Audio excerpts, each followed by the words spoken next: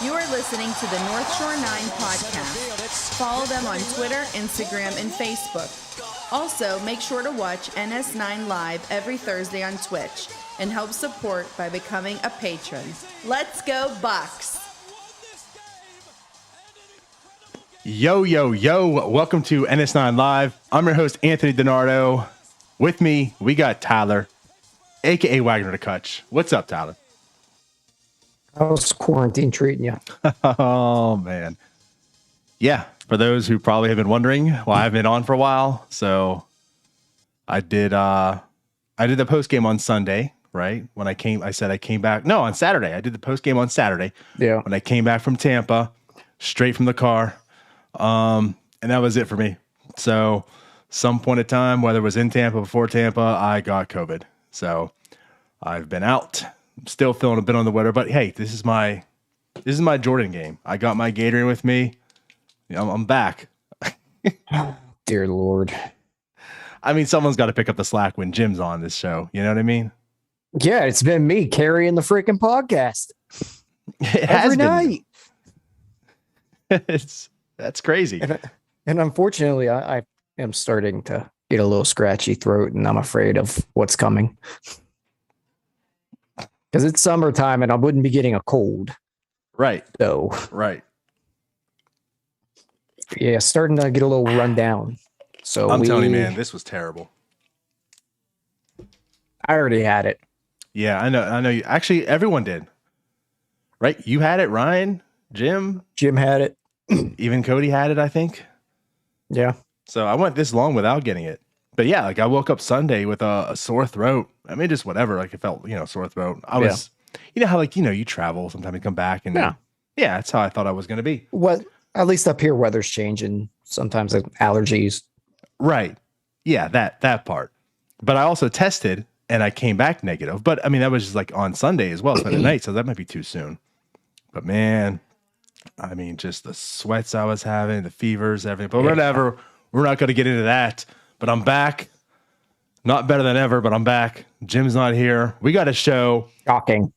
Pirates have taken 3 out of 4 from the Cubs. Oneil Cruz gets called up. Bly Madris calls out. Like, and that's the thing too. You guys mentioned it. Like the games I go out is when all the fun happened. Yeah, you're the no fun police. So maybe that's the fun police, whatever it is. So maybe that's the key. Maybe the key ingredient to the Pirates' success is me not existing. I think that's something we need to test out. I'm willing to take one for the team. I mean, if that's what it takes, I'll remove myself. No, I think we should test it out with me being off for a few days. Okay. Just test the waters a little bit here. Yeah. All right. I could deal with that. But let's talk about this Pirates team. I know you've been talking on every single night, but let's talk some more. And again today, like the Pirates squeak out today's win, 8-7, 3 out of 4. And today's wasn't pretty, but they came back and won. Did you watch? How much of the start did you watch today? So I watched most of it. It's day games are tough. Yeah. So you get in and out of it. I look around. I'm watching. What was it? 6-1. Will Crowe gets in some trouble. I see it 6-3. Take a client, walk back. 7-6. Like, what the hell is going on? Yeah. A lot of mismanagement, I think, but that's what happens when you don't have a bullpen. Offense was alive again. Mm-hmm. Hit the ball over the wall, and that's what happens. Bryan Hayes hits the ball over the wall. That was a shot as well, deepest part of the park. Yes, it was. Right over Jim's notch. Bryan Reynolds gets one out, and then Chavis comes through. So what's going on with Chavis? I feel like every time we start to poo-poo on him, he's like, screw you guys, NS9. And he just turns it around and just starts dominating. Because as you made it a big point, I think, last week, how he's slumping again. And then boom, he comes back. Big game today for Michael Chavis. Yeah. Once again, lefty on the bump, though. Right. Which should be when he really succeeds. we're still talking about a guy with a 102 WRC plus after today. Yeah, I get it. But I mean, that's also with the slump he had. Right, but I mean, you can't throw it out. No, I get it. So he's just streaky. I mean, he's not really a patient hitter. He jumps on early fastballs.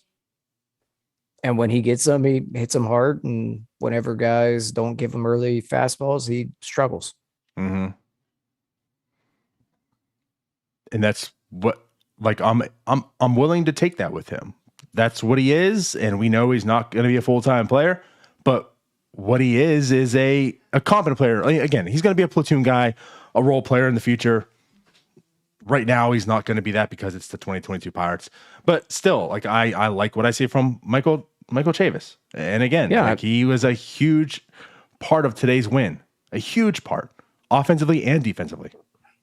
Yeah, I mean, he's coming into the day, he was in 314 lefties. It's just 148 WRC plus against them. The guy's going to be a great platoon guy. Yes, agree. Also, he's playing a very good first base right now. He had a really strong game today. I mean, the play he made and then throwing to the home plate, right, to get that out, was crucial. Great defensive play. The fact that he has to catch balls from Oneil Cruz, like that, like the fact that he has to catch it and how bad that hurts. But also, and this comes with the territory with Oneil Cruz, and this is not something we shied away from. We understand this is going to be some of the give and the take you get. He doesn't make the most accurate throws. And there's been 2 times that I recall, one being today, that he really saved Oneil Cruz on one of those throws. So, like you're saying, like, defensively, he's playing outstanding, and he's not like he's a big guy. Like, Oneil Cruz should be the one playing first base. You're thinking of body-wise, and Chavis is the one playing on short, and it's reversed. Yeah, but Chavis doesn't throw 97 across the diamond, so. No, he does not. But he stretched well. He had a couple really nice picks today. Like you mentioned, that throw to home. Also, he had a play where it was a chopper. He got the lead runner at second, and I thought there's no way they're getting it out. Oneil Cruz actually saved him there with a pick. Correct. So, I mean, decent defensive game for the team. Yep. But let's talk about Jose Quintana. So talking about decent again. I mean, he faces his ex-team, the Cubs, right? Which he came through today. Now, mind you, we know this Cubs team isn't great. I mean, it's kind of like the Pirates mirrored, right? It's not a fantastic team. Currently worse than the Pirates.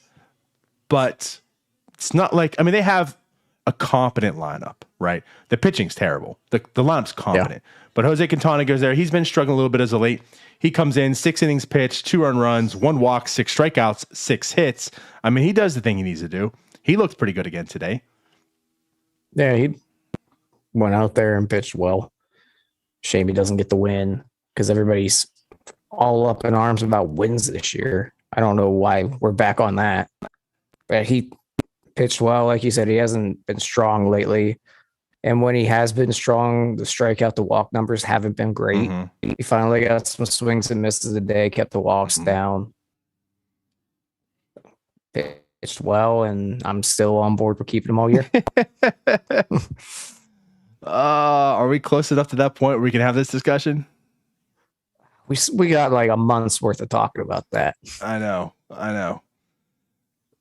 There's been enough going on this week to talk about. Right. Yeah. I'm still. I'll save it. But anyways, yeah. So I felt Quintana pitched rather well today again. And obviously, like, I guess the biggest news of the day really is Bryan Hayes and his health, right? He scores the winning run today. Not the best setup from Contreras. I'm not going to go out there and say that was intentional and dirty. I mean, it just is what it is. It wasn't great. But it's not as if it's like, oh, I'm going to take out Bryan Hayes. Like, no, that's not what it was. But anyways, it wasn't pretty. Bryan was down. It was like the most, especially in 2022, right? It was like the saddest win the Pirates ever had this year. You know? So I'm going to be honest. I was working and on the phone at the time, and all I saw was the replay from like the far angle of him sliding into home head first. Yes. And I was scared that there was Oneil Cruz because I couldn't see who it was. All I saw was the one on the back. Because I missed everything that happened before that. All I saw was a replay of him sliding into home. I'm like, oh, please don't be Oneil Cruz. And I'm like, oh shit, it's Bryan Hayes. I was gonna say, I mean, like one or the other. Like, I don't want either of them to be it. So yeah, that's how I figured it out. Got you. Yeah, but it wasn't pretty, Charlie. man. His brother tweeted out that he's fine. So yeah, I didn't see that. Ian in the chat also said that as well. So sounds like he'll probably get a day off just for precaution, but he'll be back in the lineup. So that's good because I was really worried. I mean, is that a stinger? Is that a concussion? Is that a shoulder? I mean, what's going on? Because he was just collarbone. And I saw Ethan Houlihan tweet something today, which is funny because I saw a couple like it. But of course, with this training staff, right? It's deemed as nothing now. And 3 weeks from now, it's going to be all right. He's going to the 6-day DL. It's a broken collarbone. Because that would be pretty fitting. And Anthony says, you guys are way too excited for being 24 hours after the Eichhoff start. That didn't exist. Yeah, we did not podcast yesterday, so that show or that game did not happen. That's right. Cody and Mike did yesterday's show. I was under the weather. I had it on, but I wasn't really watching that close. So like it didn't exist. So I have nothing to be disappointed about. I've seen nothing but Pirates wins. I did not even turn it on because by the time I got home, looked at my phone and checked the score, it was like 8-0. It was good. I was like, well, I guess I'm going to move on with my night. 3 hit batters in the second inning, I believe, right? Oh, man. I didn't even bother to look. Yeah. I saw through 2.5, I think, and that's when I stopped, and then I turned it back on late. Oh, I think it turned on the 8th, and then the Pirates had that little run at the end. But yeah. So that's why we're happy because again, that game yesterday did not exist. Cubs lost the series. They lost 0-3. Yep. But yeah, so back to today's game. So obviously it was Hayes, not Cruz, that got injured. But he'll be okay. But let's talk about Cruz even as well. So Oneil Cruz, I know, Les, if you look at the stats right now in these 4 games, he's batting .222, .555 OPS. He does go 1 for 4 today, 2 strikeouts. But he had another very fine defensive play. He showed off that glove. He showed off that range. Now, I'll admit, he also had a play where you should have had it. He probably should have had it. He should have had that. Right? Yeah, late in the game, which cost some runs. That's just part of the territory. Like, that's what you're going to get for him. And that's why I want to see him play shortstop to prove to me because he makes some spectacular stuff. I wanted to tweet that he should have had it, but I did not want to have to fight off people at like 3:00 on a Thursday while I'm working. Yeah. So I just figured I'd save it for the show. He should have had that. Yeah, that was rough because that was a big spot too. I mean, Will Crowe gave her the 4 runs. De Los Santos comes in, and I even tweeted out, and here's what I'll say. We can talk further about this, but just this situation. When he put De Los Santos in, I was kind of excited for that. I mean, listen, it's kind of goes to what we were talking about last year a lot. This is a team that's not going to win. You want to give these guys opportunities, and if this was a playoff team, I'm not putting De Los Santos in there. But you know what? Let's give him that opportunity. I was kind of excited for him. I was like, this is a big spot. Let's see what you got. And he kind of did what he needed to do. Gave 2 ground balls that should have been caught. You might get a few of those today. By Cruz and Castillo, and both of them right off the glove. But yeah.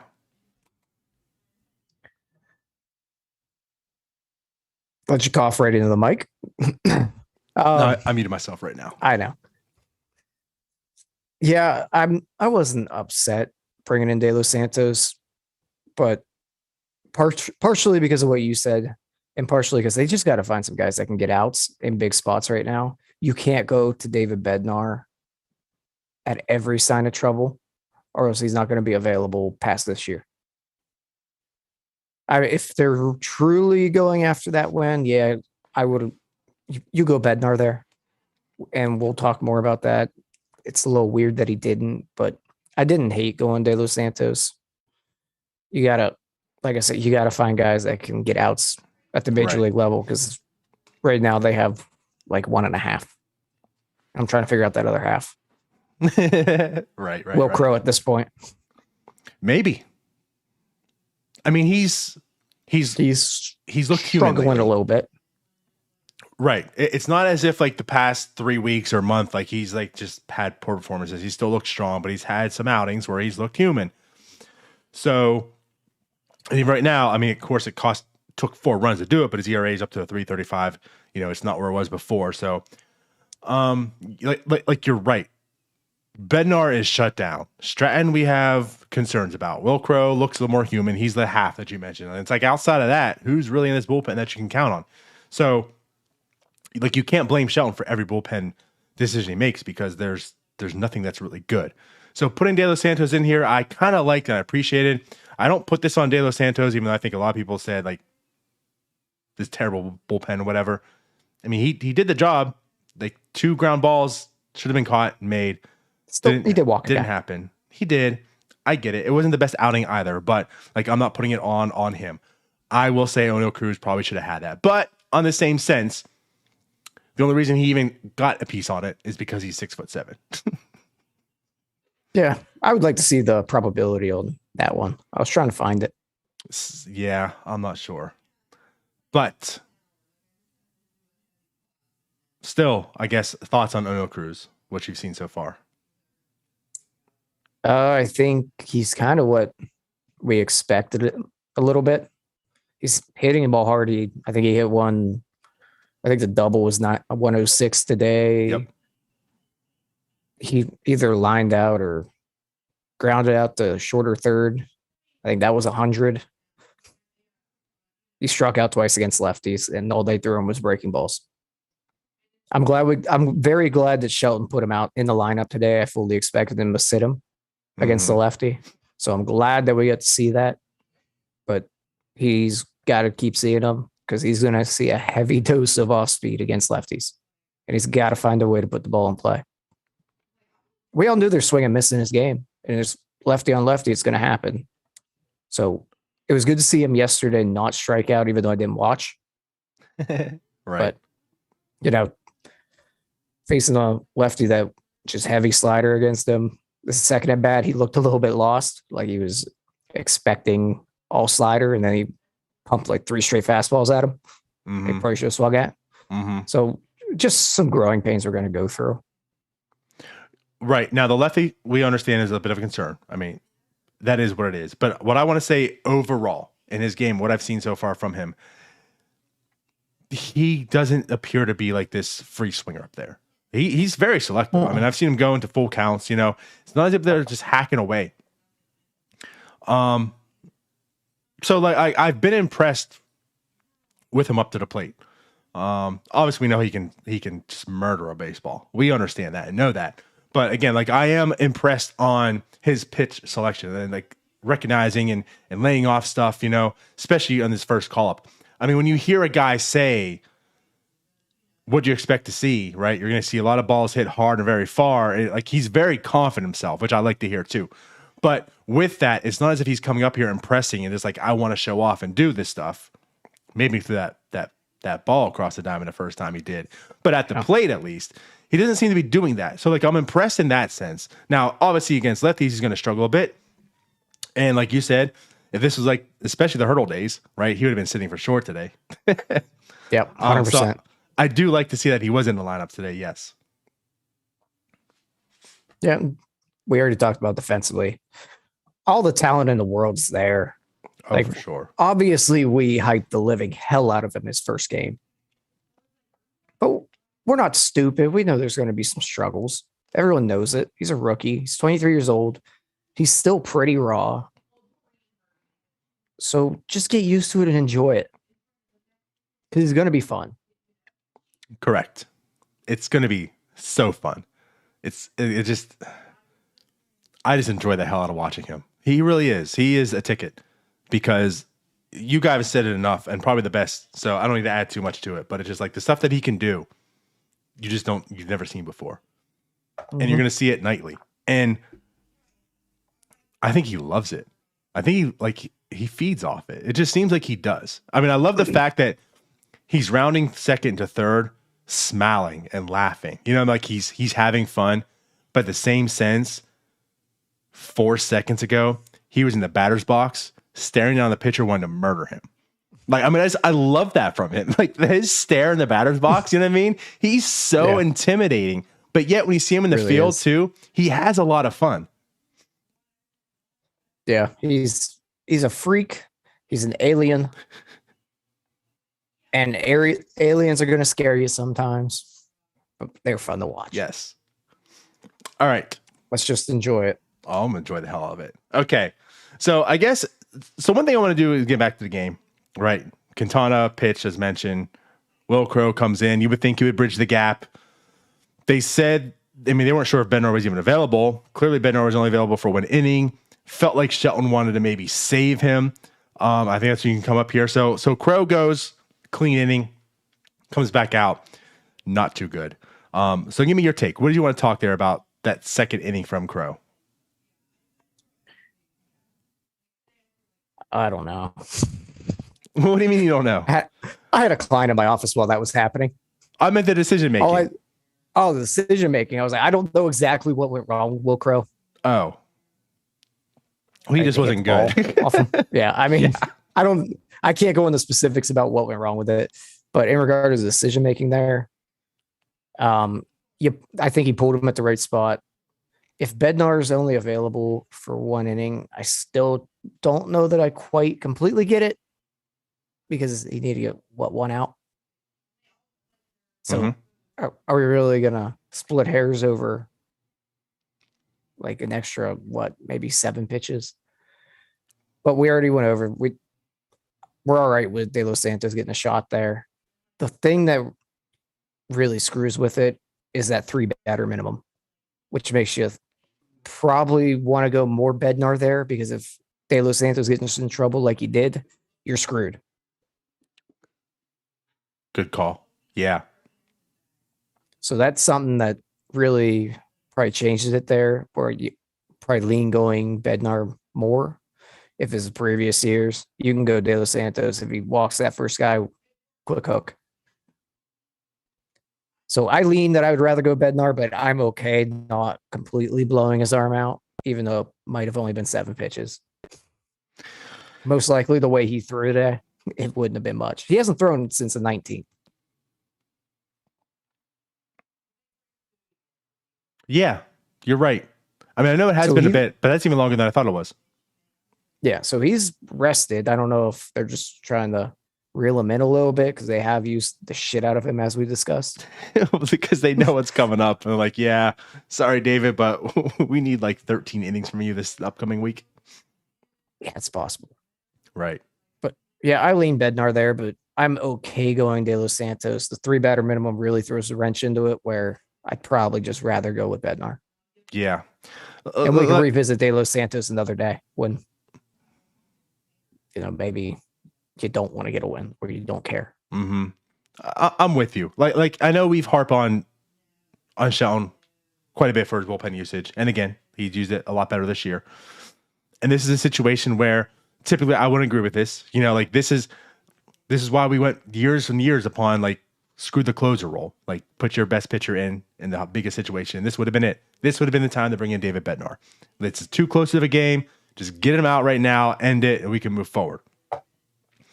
But just also understanding this is a rebuilding year, right? Just understanding that you probably want to see guys do things and you give some passes. And again, that there's not many options anyways. So, okay, you use Bednar, and then what's after that? You're going to use the guys anyways, and they could screw this game up later as well. So I understand all that. But I did, for some reason today, really appreciate putting De Los Santos in there and seeing what the kid got. Put him in that type of a situation. And, yeah. So again, like typically I wouldn't like that. That's the spot Bednar goes in, but I'll give this a pass because of the way the team is constructed and going towards. But what do you think about leaving Crowe in for so long?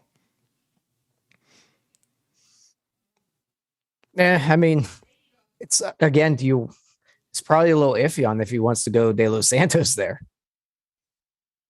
So he's probably just trying to get out of it and get to Bednar the ninth.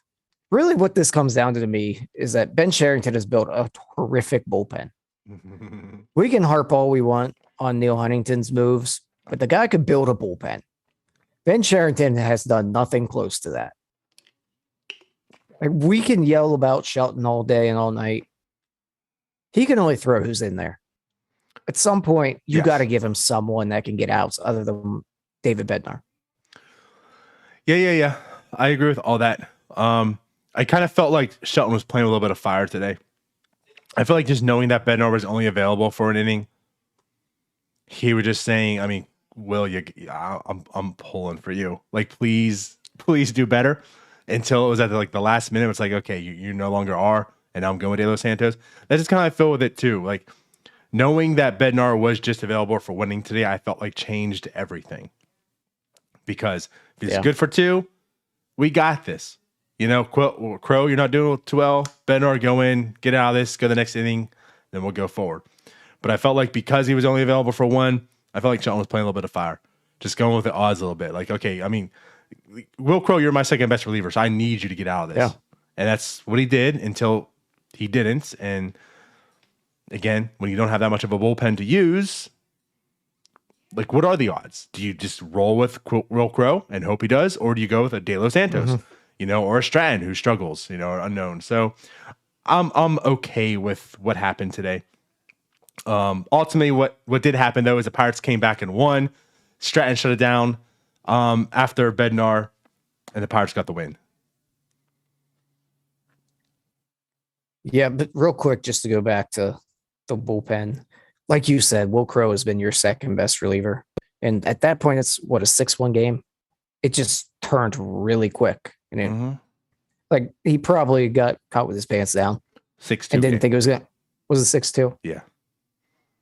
So he probably just kind of got caught with his pants down because it turned like very, very quickly. It did. Or all of a sudden, it was like 6-4 or something. Yep, because it was 6-4 when Crowe came out. And then De Los Santos came in, and those other 2 runs that scored were, of course, charged to him. Crowe. Yeah, but like he's the second best reliever. You're just hoping he can survive another inning. Yeah, I'm with you. I was just trying to look and see how many pitches Bednar threw today. 14, Bednar, 9 strikes. It's the quick outing for him. And of course, he just looked just untouchable, as always. So, like, I'm with you. Could he have gone 1.1 right there? Yeah. Right. Save us all the headaches. Save Stratton from having to pitch an extra inning. Yeah, really. Save the rest of your bullpen, but I guess they don't really care if they throw them out. Right. Well, at least we got an extra inning game with the stupid rule. Yes. Yeah. Which helped, though. I mean, it helped in the Pirates' favor, at least. I guess. Still dumb. Yeah, I hate it. Agree. But no, go back. So at least Heath Hembry wasn't here to pitch, though. Thank God. We didn't get to talk about that yet, right? As a collective. No. Like, you guys didn't even, right? No. Yeah. So it happened, yesterday? I think so, yeah. Yep. And we weren't on. So Heath Hembry, now, of course, it came at expense of Jared Eichhoff, but Heath Hembry is no longer on the team. Yeah. So. Thank God. Finally moving on from that. Good stuff. I mean, I felt like they'd hang on to him for a little bit of time just because it seems how stubborn they are on this stuff. They're paying him money. They're going to keep him because they're going to keep trying to have arms stashed or whatever, and they don't care about winning. So Heath Hembry, you can have a 9 ERA up until the trade deadline, and then we'll move on from you. So, like, good on them for removing him from this team. He wasn't good. He clearly doesn't have it. So next man stinks. up, right? Very happy that it wasn't Veal. Yes. Because we talked a little bit about that we thought that was going to be maybe the corresponding move whenever Cruz came up. Then we thought it was going to be the corresponding move again. So I'm glad they're kind of sticking it out with him, which is something I don't think they would usually do. They're going to keep all the guys that they can. Even does not matter how bad they are. We're sticking it with Yu Chang. Exactly. Like exactly how you put it. They're just going to keep as many guys as they can. And that's why they would keep Henry. And that's why we thought that View would be gone. So View is still here. Glad to see it. Henry's gone. So good on that. Now, what do you think about the Zach Thompson situation? Because clearly Jared Eichhoff ain't it. That's not the solution. We going to see Bryce Wilson back? No. God, I hope not. But I don't want to see Eichhoff either. Right. Does this mean? So I don't know what I don't know what the next option really is at this point. I feel like it's going to be Bryce Wilson. I mean, it's going to be, but there's nothing really else in AAA to go to. So it's probably going to be Bryce Wilson. He stinks really badly. He does. Eichhoff is worse. So I guess Bryce Wilson maybe can survive like 4 innings and not give up 10 runs. Maybe Do only you think 6. We'll go with that option. Are you going to say Michael Burrows? So I'm going to put 2 options out there. I'll start with Burrows. Could you potentially see Burrows get a spot? Because here's the thing too, with Zach Thompson, it sounds, we don't know, and again, it's a Pirates training staff. 3 weeks from now, come back, he's on 6-day IL because he had Tommy John 2 weeks ago. So it sounds like with Zach Thompson, it's not going to be something too serious. Maybe a start or 2, hopefully, for our sake as well. And if that is the case, would you maybe just give Michael Burris like, hey, here's a start. See what you got, kid. He's been doing phenomenal. He's in AAA now. I mean, honestly, I wouldn't be against it. He's 22, turned 23 soon. He's in AAA already. He's pitched pretty lights out in AA. He's only thrown 3 innings in AAA and gave up a run or so, but oh well. I wouldn't. I don't know if I'd be against it. I mean, I would probably really take a hard look at that because I don't know that we really need to see Bryce Wilson throw anymore. I know I don't. Right. I don't. I certainly don't. Unless he's going to do something to change something that he has, right? Which he hasn't. The other option I was going to give you, which also in the chat here, is Cody Bolton. Is this maybe his time to finally get that opportunity to show what he has? I kind of forgot that he existed. So I'll do this then. So my thing with him, he's pitching. He's been pretty well, but it doesn't like he doesn't have the innings per se. So I don't know if they would bring him up. So like he has started, right? So his last start, he only pitched 2 innings. For that, 3 innings, 4 innings, 5 innings. So like he has gone to 5 innings, but like not consistently. And again, like his last 2 outings are 3 innings and 2 innings. So I don't know if they're like going to rely on him to go out there and give him like the Pirates a start per se. I'm kind of curious as to why he's not getting as many innings recently. And that could just be on me too, because I'm not that familiar right now, like why he only lasted that, because it wasn't like he pitched poorly. I'm guessing it has to do with maybe the fact that he hasn't thrown since 2019. Well, yeah, but again, like he did hit 5 innings June 2nd. Yeah. And he's gone less each time out, 4, 3 than 2. Yeah, I'm not too familiar on that situation, but I think I'd probably lean a little Mike Burrows right now. Mm-hmm. I mean, why not? That's where I would lean. Again, I feel like it'll be Bryce Wilson, but I want to go and lean and say, Michael Burrows, go ahead. Here's your taste of the majors. Like, give him a little bit of like what the Roansy Contreras situation was going to be at the beginning of this year. And once again, you already screamed, other than the Oneil Cruz situation, that you don't care about AAA. Right. It's not for development. He's beyond AA. He's in AAA now. So if that's not for development, just call him up. And again, like it's not looking like long term at all. Like Oneil Cruz is supposed to be here to be her long term. This, I don't think anyone's screaming like, hey, he succeeded AA. He needs to be in the majors now. No one's out here pounding the table that Michael Burrows has to be in the major leagues right now. And I think it's perfectly fine. Like have him up here a spot. Oh my God. A spot start or two. And just like give him that taste. Give him a little kudos here. It helps you out. Might help this bullpen out as well. And then just get Zach Thompson back in here and call it a day and say, thank you, Michael Burrows. Go spend some time out in AAA, get some more work.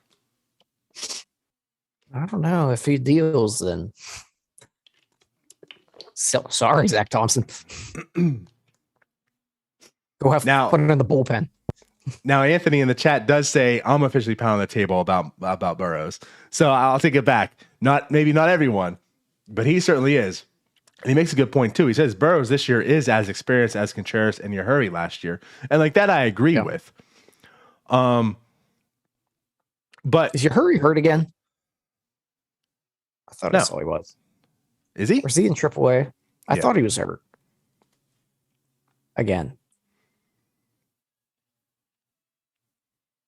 No, he's back. He got back off the IL again. Good for him. Yep. So I think it's a little bit different. I don't know. Maybe it's because like his prospect status. Do you think that might be the difference? He's a little more under the radar still. I mean, like Contreras was until he wasn't. And I feel like Burrows is still under the radar a bit. Oh, yeah. I mean, if you look at the numbers wise, maybe it's because he doesn't have the slider that Contreras has, plus the curveball, plus throw upper 90s. But results wise, they're very similar to what they've done in the minors. You would have to clear a 40-man spot, which should be really difficult with this team. So I don't know that they do that for a spot start, though. I know. And they have a bunch of guys coming back. Like they're going to have to make a bunch of decisions on. Yeah. A lot. I hate to say it, but these pieces of trash are coming back from AAA. I mean, listen, it's Josh Van Meter. Ben Gamel's a difference. He's good, but Yoshi, Van Meter, I mean, like they could just be DFA'd. Kevin Newman. Kevin Newman, the same. Like there's some decisions coming up, and that was a question here as well. I wanted to talk about the pitching with Zach Thompson first. I think we're kind of both aligned that I'd rather see Burrows, even though the 40-man has to be made, like you said. I think it clearly can be done.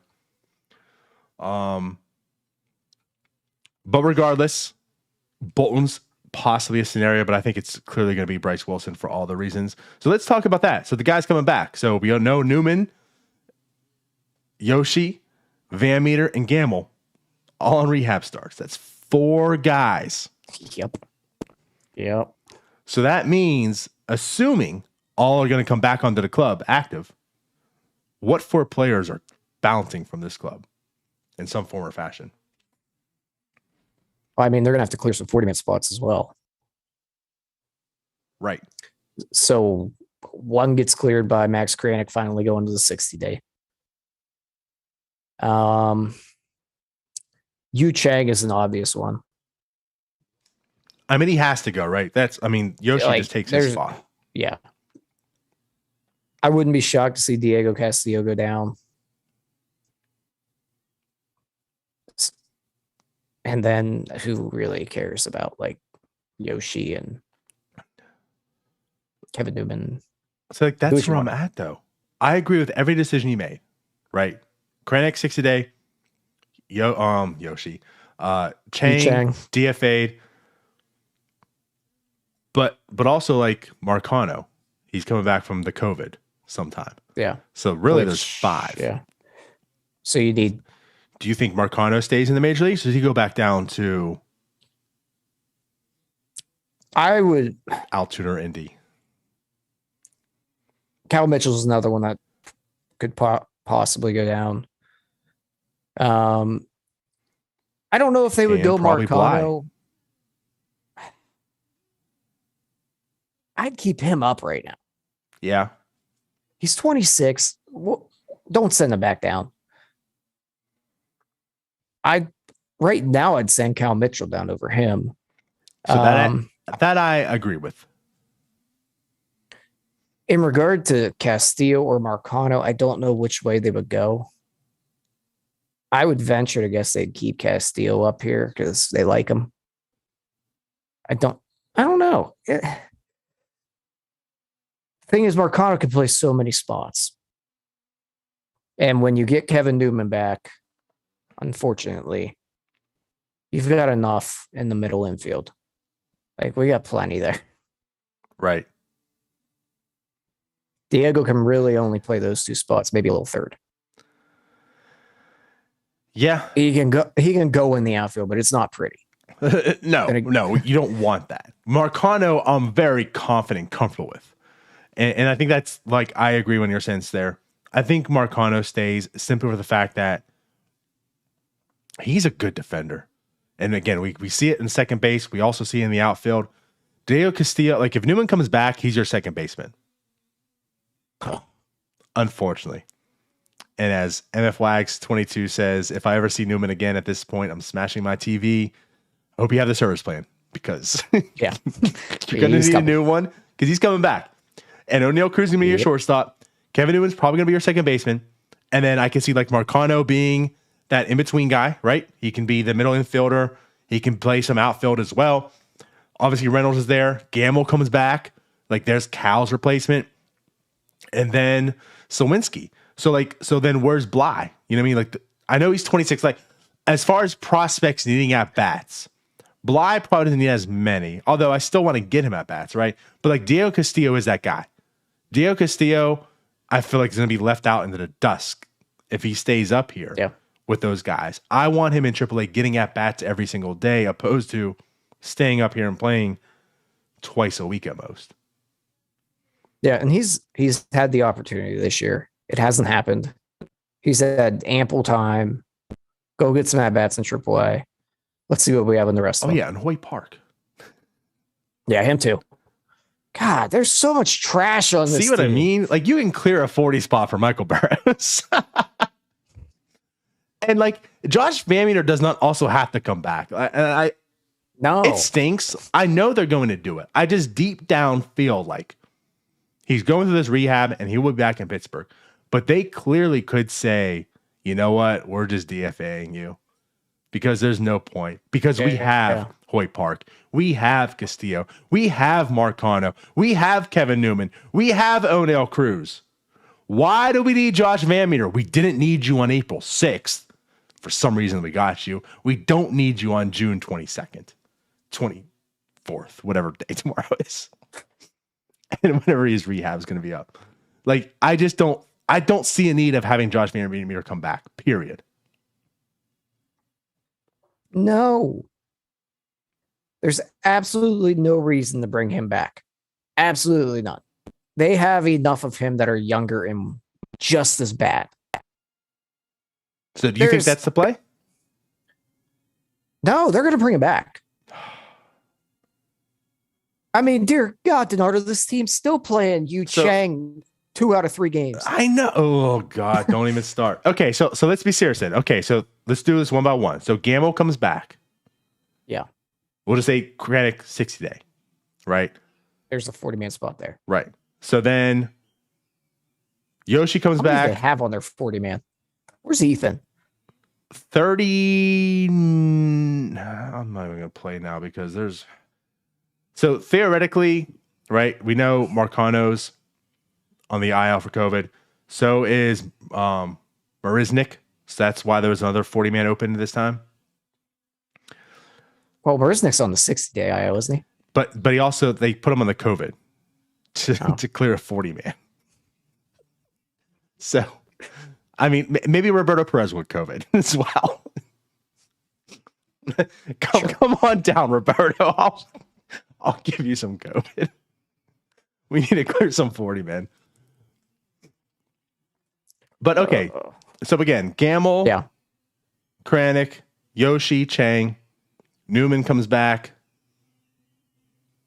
Probably Diego. Marcano. We're thinking Cal Mitchell, right? Yeah, I think Cal Mitchell's one to go down. Hoy Park. So, but Hoy Park, there's no one else then left, right? Oh, if Josh Van Meter, then Hoy Park. Yeah, that's right. But wouldn't you rather see Hoy Park than Josh Van Meter? Oh, yeah. But will we? No. This goes back to wanting to collect. Well, did you mention Yu Chang? Mm-hmm. Okay. I hope he's the first one to go. We talked about it earlier. They just want to keep as many bodies around as possible. Right. They are collecting players. It's like Pokemon. Trying It's to catch really them all. what it feels like. Right. Honestly, I don't even need to see Yoshi back. So some comments in the chat here. So it says they can trade Gamble to make room. I mean, they can. I don't know if they can really trade him now. Like, I don't know if the trade value's there. I mean, eventually, I'm all on board. Like, once the deadline comes, trade him. It's not going to be much, but you trade him for whatever you got because you just have too many players. People need at bats. That situation is different than the Quintana one to me because they need guys that could pitch quality innings for him. Gamble, they got enough guys behind him that he's just going to be taking a spot. Yeah, even though we differ on Quintana, I agree. They are different. I know he's playing well, or played well early in the year. But there's too many guys that you need to see. True. And like on top of that too, there's an argument, which I can also make too. Like there's an argument that you could look to try to extend Quintana. Like there's a real potential desire to want Quintana back next year and to give him that extension. With Gamble, I don't look at it that way. And it's not taking anything away from Gamble. It's just I can find another Ben Gamble for very, very cheap because that's how we got Ben Gamble. But on top of that, I feel like we can probably find some Ben Gambles in this 8-man rotation of an outfield that we're going to have at the end of this year. You know what I mean? So like that's part of it too. You need Quintana or someone like Quintana because you lack that. And right now the Pirates don't lack Ben Gamble. So I'm perfectly okay with them trading Ben Gamble at some point. So yes, like eventually he will open one up. But he also asked, does Vogelbach have any trade value? I don't really think so. He's kind of a pain to have because he has no value other than being a DH. And when you have this many players right now that you want to see, him just clogging up a DH spot's kind of annoying. Like he's literally clogging it up with his body. He's very large. I don't think he really has any trade value, but I wouldn't be opposed to moving him. Because they don't need a guy that has no versatility. And also, he's not hitting that well. Right. This is the thing about corner, and like, he's not even a corner, he's like strictly a DH. That takes even less value away from him. Yeah. Like those guys you can find. He's strictly a DH and not hitting. Right. So it's like, and mind you, like, you know, he's had a bad streak. If he could get hot again at the trade deadline, you know, like maybe he gets some value then. But again, like the value is going to be so low because you can find those guys. But mind you, he does have that extra year of control. Potentially, he has that option. And I know what you're saying about all the different guys. We want to see them, but I don't think they're all going to truly pan out. Like Cal Mitchell really just might not be too much. Like Bryan Madris, again, he's performed. He's had a fantastic start to his pro career in the majors. But I'm cautious on him, on how he's going to truly perform. So if you're looking at next year, like Vogelbach might be that consistent. I mean, again, like he's not the best hitter, but he is a good hitter and he has power. And like maybe I want that guy next year as well for this team. So kind of, I guess maybe kind of similar to this Quintana situation opposed to the Gamble one. I know he's taking his spot per se, but you can have him back next year. And I think I want him back next year.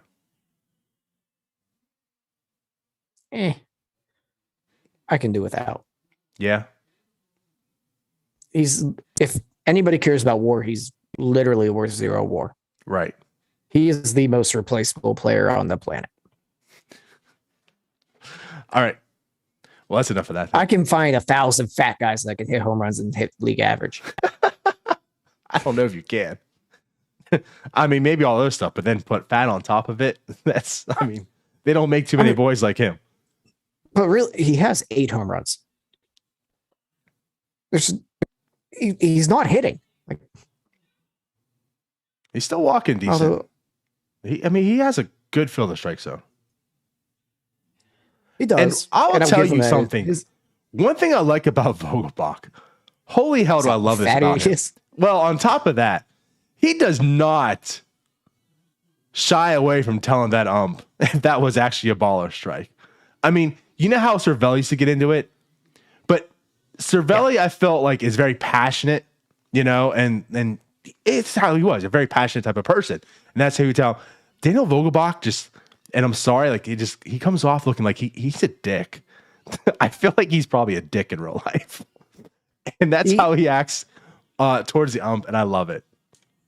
He has to have a world record for the most F-bombs dropped on TV. Probably. Absolutely. And it's June 23rd. I will give him this. His expected weighted on base average is 371. So maybe there's more in that tank other than donuts. Daniel Vogelbach. I just don't really care to see much more, to be honest. Yeah, see, I don't know. Like Anthony says too, it's like he's cheap. I know. He is, but he's so literally cheap. Only played. I get it, but how you said like there's more in there. Like I like Daniel Vogelbach. I do. I think he's a productive player, and I think at the end of the year you can look back and say like he did his job. Like it's not flashy. He's not going to be out there and have like a 120 plus, weight run current plus. Like he's not this great hitter, but he's a productive hitter. He walks. There's nothing productive about anything you just said. Shut up. There is. At the end of the year, I'm saying when you look back, at the end of the year, we're going to look back and think he wasn't a good hitter. I didn't say he wasn't a good hitter, or did I? He wasn't a great hitter. I'm saying he's not a great hitter. He's not going to have a 120. He's not going to be David Ortiz. But when you look back, he's going to have a fine season. And for that production and for that cost, I want to have him back again next year. What do we consider fine for a DH? 110 weighted runs created plus. For this team at like $500,000 a year. He's getting paid like below league minimum. That's how cheap his option is. But he legitimately can't play in the field. Neither could our actual first baseman. That's true.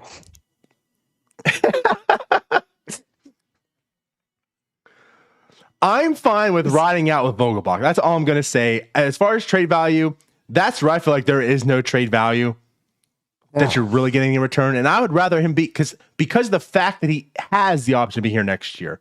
I want him next year, and I'm going to ride it out. Now, again, if he didn't have that option, I would just say go ahead and get what you can get from him. But he has an option. I feel like I want him back. He has been the complete opposite of a productive major leaguer his entire career, other than the 1 year he had 30 home runs. Okay.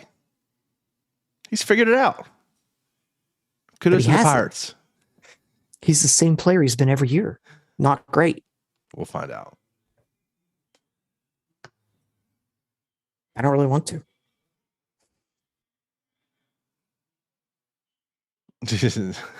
All right. Anyways. So what other questions do you guys have? We're about to wrap this up. This might be the most I've talked in the week. It shows. Not me. All I've done. Covering for you guys. Yep. God, I'm supposed to be the lazy one of this group. Oh, you are the lazy one of this group. That's why you're struggling right now. Not lately. Good Lord, having to cover every night.